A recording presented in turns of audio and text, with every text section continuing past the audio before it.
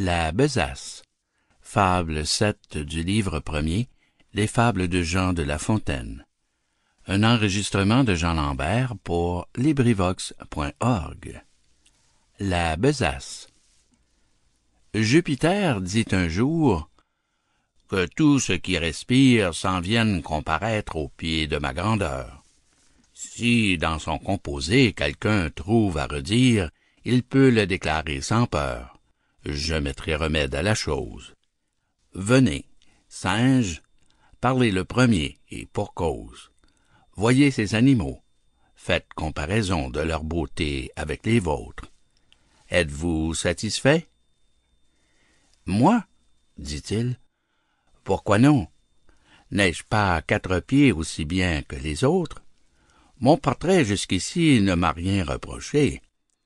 Mais pour mon frère l'ours, on ne l'a qu'ébauché. Jamais, s'il me veut croire, il ne se fera peindre. L'ours venant là-dessus, on crut qu'il s'allait plaindre. Tant s'en faut. De sa forme, il se loua très fort.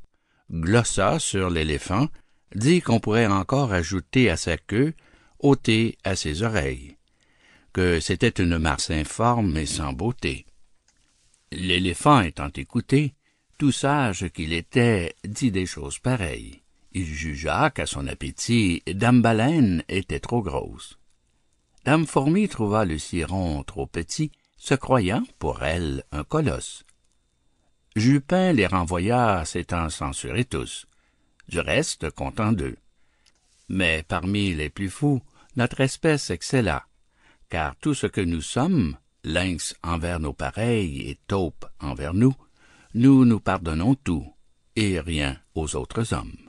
On se voit d'un autre œil qu'on ne voit son prochain, le fabricateur souverain.